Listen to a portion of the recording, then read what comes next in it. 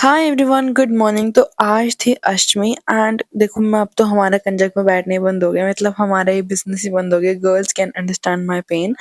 तो उसके बाद क्या हुआ, जैसे मैं उठी, मैं तो मतलब लेट उठी थी, लेट भी क्या 8:30 के अराउंड में उठी थी। एंड यहाँ पर मैं देख के हैरान हो रही हूँ कि आधे से ज्यादा काम हो चुका है।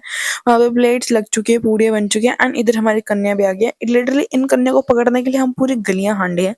जैसे-तैसे करके हमें 6 या 7 कंजकें मिली, मतलब बहुत मुश्किल से पकड़ के लाए थे। हमारे अंदर जो है कंजकें कम होते हैं बिकॉज़ हमारे यहाँ पे जो है मोस्ट ऑफ द गर्ल्स नहीं बैठती हैं, मतलब वो अपने घर-घर में बैठ जाती हैं। तो सबसे पहले दादू ने इनके पैर धोए, उनको तिलक लगाया एंड उनको ऐसे मोली बाँधी। मतलब यार जब हम छोटे होते थे ना, इतना ज़्यादा मैं ये मोमेंट मिस कर रही थी ना, लिटरली ये मेरी लाइफ़ का सबसे बेस्ट मोमेंट था। पता नहीं हम क्यों बड़े हो गए।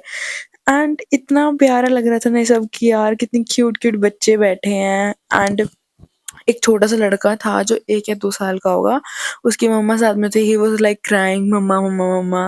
मतलब कितना क्यूट लगता है यार ये सब कि हम भी पहले इतने छोटे थे, हम भी पहले ये सब हरकतें करते थे, सबके घर से जाते थे अपनी थैलियाँ ले लेके।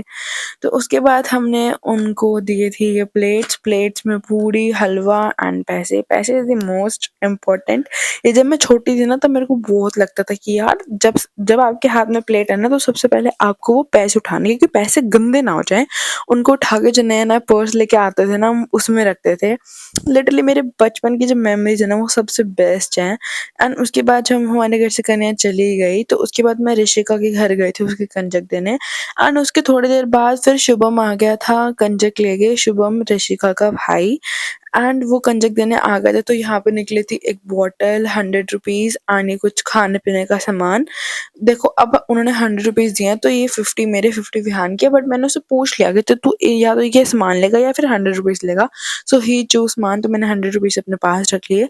तो ये व्लॉग है मेरा वृंदावन का। बेसिकली ये जब माता का मंदिर जब हम चारधाम जा रहे थे, सो आई थॉट कि माता का मंदिर क्यों ना आपको अष्टमी वाले दिन दिखाया जाए, जिससे क्या है आपको माता रानी जी के दर्शन भी हो जाएँगे एंड हमारी अष्टमी भी अच्छे से सेलिब्रेट हो जाएगी।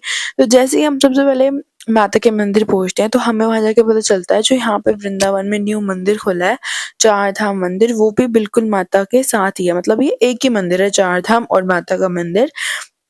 तो सबसे पहले हम गए एंड लिटरली इतनी ज़्यादा धूप थी ना, पैर जल के मेरे बिल्कुल ऐसे हो गए थे कि भाई अब तो थोड़ा पानी चाहिए ही चाहिए पैरों को। तो वहाँ बहुत प्यारी-प्यारी मूर्ति बनी हुई थी एंड वहाँ पे अब जो चार धाम बन गया वो तो उसको और भी ज़्यादा प्यारा दिखा रहा था।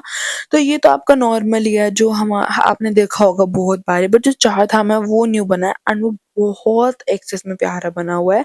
तो सबसे पहले हम अंदर गए, हमने माता रानी से अपनी सारी विशेज़ माँगी। एंड देखो सबसे बेस्ट पार्ट ये लगता है जब आपको वहाँ पे इतना भीड़ ना हो और आपके बहुत प्यारे दर्शन हो जाएँ। जैसे इस्कॉन में मेरे बहुत प्यारे दर्शन हो जाते हैं एंड बाकी बिहारी एंड वहाँ पर ना थोड़ा रश ज़्यादा होता है तो आपके अच्छे से दर्शन हो नहीं पाते।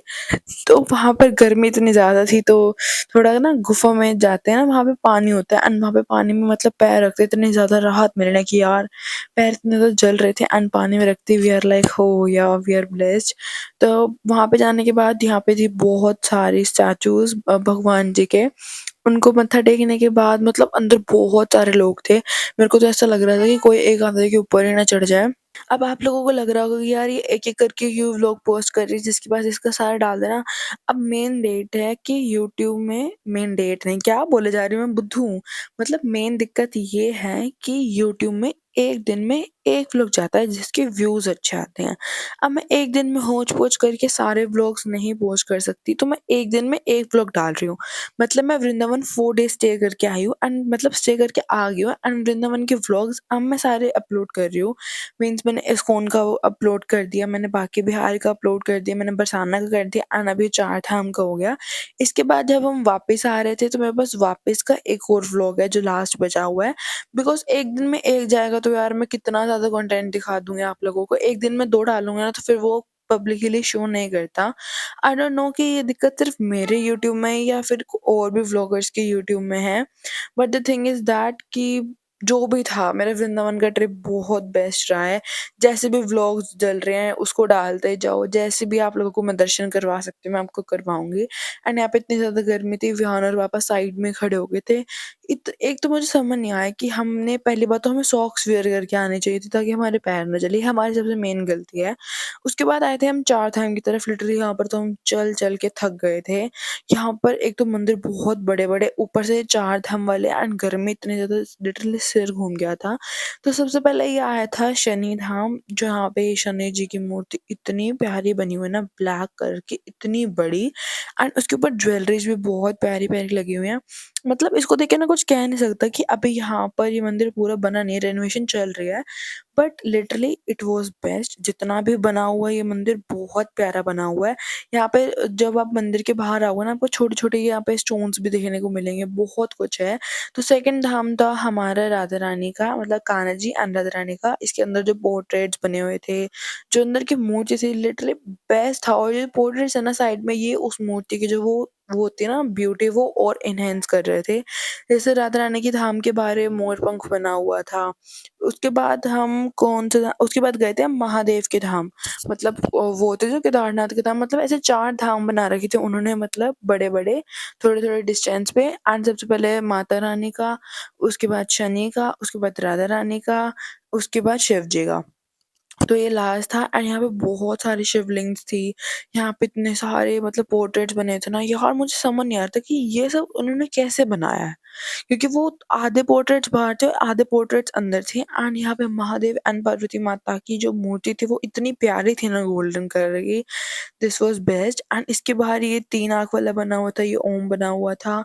एंड इस 3 धाम के ऊपर ना इतनी बड़ी-बड़ी मूर्तियाँ और बनी हुई थी, इधर शिव जी की।